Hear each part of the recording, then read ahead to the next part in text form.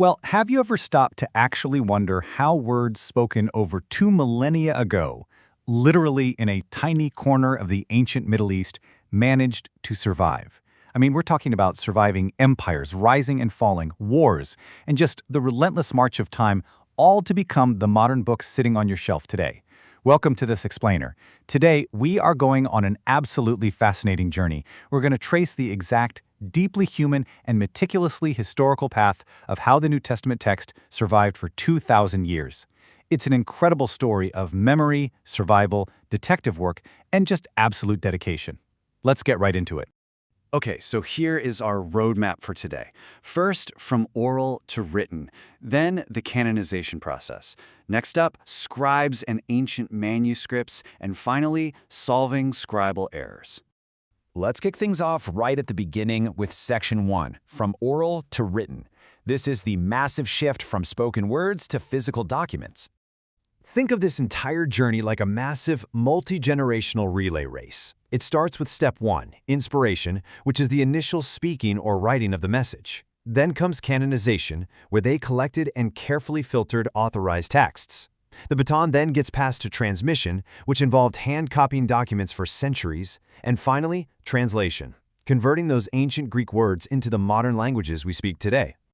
Now, you might be thinking, if Jesus taught orally, why didn't they just keep doing that? Well, ancient cultures actually had staggering oral memory skills. There's this amazing anecdote about a Vietnam veteran named Probo. He was dropped behind enemy lines without weapons, meaning he couldn't even use a two-way radio to ask for clarification. He had to perfectly memorize these highly complex radio commands after hearing them literally just once. Ancient audiences, they had that exact kind of trained photographic ear. But while oral tradition is super adaptable, kind of like a jazz musician tweaking a song for a specific crowd, it does fade with time and distance. A written record, on the other hand, preserves the exact phrasing for centuries. It lets us do precise study, and crucially, it's really easy to propagate and copy globally. But this shift to writing didn't happen in a vacuum. There were intense, real-world pressures that practically forced this oral culture to finally commit their stories to physical documents. For starters, the original eyewitnesses were dying off. Plus, the message was spreading geographically to places far away, like Rome and Ephesus. Then you had the rise of early heresies, groups like the Gnostics or followers of Marcion trying to completely change the narrative. Local pastors urgently needed authoritative text to preach from to combat that. But the biggest pressure? Persecution. When Roman authorities came to seize your books, you really needed to know exactly which documents were genuinely from God and which ones were just, helpful ancient newsletters. You had to know what was actually worth dying for. And that intense reality brings us right to Section 2, the canonization process. So, canonization. This is the slow, meticulous process by which the early church collected, authenticated, and accepted specific writings as the authoritative Word of God. And I want to stress this. It wasn't some sudden decision made in a smoke-filled room over a long weekend. There was no printing press, no email. A letter sent from Paul and Ephesus might take decades for a hand-copied version to finally reach a church down in Egypt. The circulation was just incredibly slow. So how did they decide what made the cut? Early leaders used this massive, rigorous historical filter, basically asking 5 key questions. 1. Is it inspired and claiming divine authority? 2. Does it totally agree with previous revelation? 3. Was it written by a prophet or an apostle? 4. Is it widely received by the people of God all across the empire? And 5. Is it dynamic enough to actually change lives? If a book failed these tests, no way. It was out. But it wasn't without its debates. This brings us to a really fascinating Greek word, anti-legomena. It literally means spoken against. These were books that caused a lot of friction and were highly disputed before finally being accepted or rejected. The Book of James is a perfect example. Even centuries later, the great reformer Martin Luther infamously called James an epistle of straw because he felt it conflicted with the Apostle Paul's teachings. So the human debate over these texts was very real and very passionate. Just to put the timeline into perspective, it took a very long time. Around 170 AD, the Muratorian canon lists most of our current books. Jump to 325 AD, and the historian Eusebius is still categorizing accepted versus disputed books. It isn't until 367 AD that Athanasius lists the exact 27 books we use today, and then in 397 AD, the Council of Carthage officially solidifies it. We are talking almost 300 years of careful, meticulous collection just to reach universal agreement. All right, moving right along to Section 3, Scribes and Ancient Manuscripts. This is where the human element really takes over. The actual technology of physical books evolved a ton over these centuries. From about 12 to 300 AD, they used papyri. This was a super brittle, organic plant paper made from woven river reeds. It essentially disintegrates unless it's kept in a bone-dry climate. Then, from 300 to 500 AD, they shifted to uncials, written on durable animal hides, which is also known as vellum.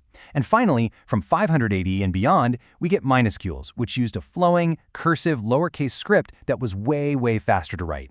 But let's talk about those uncials for a second. An uncial is an ancient manuscript written entirely in capital letters with absolutely no spaces or punctuation between the words. None. Try to imagine reading an entire book like that. The scribe and the reader literally had to mentally chop up this giant block of letters into coherent words as they went along. It was a painstaking, exhausting challenge. And who was actually doing the copying? Well, professional Jewish scribes in the ancient world were highly trained. They had incredibly strict quality control and counting procedures. If they made a single error on a page, they destroyed the whole thing. But early Christian scribes? They were mostly poor, untrained folks, fishermen, tradesmen, everyday people. They lacked formal proofreading systems, and a lot of times they were literally on the run, fleeing local persecutions while copying these documents. That explains exactly why so many tiny, relatable human errors inevitably crept into the texts over the years. Yet, despite all of those massive hurdles, their output was nothing short of miraculous. Today, scholars have uncovered over 5,000 surviving ancient Greek manuscripts of the New Testament. 5,000? It is an absolutely staggering mountain of historical evidence. To really understand how massive that number is, let's compare it to some other historical heavyweights. For the famous philosopher Plato, we have about 7 surviving manuscripts, and the earliest copies from 900 AD. That's over 1,000 years after he lived. Aristotle, about 5 copies dating to 1100 AD, but the New Testament, over 5,000, with the earliest copies dating back to around 125 AD. That is within just 30 years of the original writing. The historical preservation here just utterly dwarfs any other famous ancient document. It's not even close. But of course, having over 5,000 handwritten copies creates a really interesting new problem. When humans make copies of copies, mistakes happen. So the huge question is, with over 5,000 varying handwritten manuscripts, how do modern scholars actually know which version is the original? Let's find out in our final segment, Section 4, Solving Scribal Errors. By analyzing all these thousands of manuscripts, scholars have actually categorized the types of relatable mistakes these tired scribes made. Think about copying a book by candlelight late at night. You're going to make errors of sight, like homoteletune, which is skipping an entire paragraph because 2 lines have the exact same ending word. Or didikaphi, accidentally writing the exact same line twice. Then there's metathesis, which is just flipping 2 letters, like spelling there, T-H-I-E-R. And fusion? That's what happens when you don't use spaces. Think about the phrase, Christ is nowhere or Christ is now here, written all as one giant word. Did the scribe mean to write Christ is nowhere or Christ is now here? One tiny shift changes the whole meaning. Now, what's really fascinating is that the text actually had a tendency to grow over time. Picture this. You're a scribe tasked with copying a text, and you have 2 older manuscripts sitting right in front of you. Manuscript A says, "The Church of the Lord." Manuscript B says, "The Church of God." You are absolutely terrified of accidentally deleting a word inspired by God. So what do? You just combine them. You write, "The Church of the Lord God." Because of that deeply ingrained reverence, scribes almost never deleted anything, which caused the text to slowly expand over the centuries. So how do scholars untangle all of this? Brilliant textual critics have developed some incredibly logical rules to weigh the evidence. If 2 manuscripts disagree, here is how we choose. First, earlier manuscripts are generally preferred over later ones, simply because they've been copied fewer times. Second, a wide geographical spread, say finding the same wording in both Rome and Egypt, is trusted way more than a reading found only in one tiny cluster of churches. Third, the shorter reading is usually preferred, precisely because we know scribes tended to add words, not delete them. And finally, the more difficult reading is actually preferred. Why? Because a tired, well-meaning scribe was way more likely to try and smooth out some confusing grammar than to accidentally make it more complicated. Makes sense, right?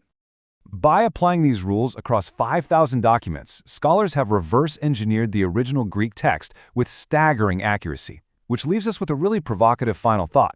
God spoke to ancient people in their everyday, common street language.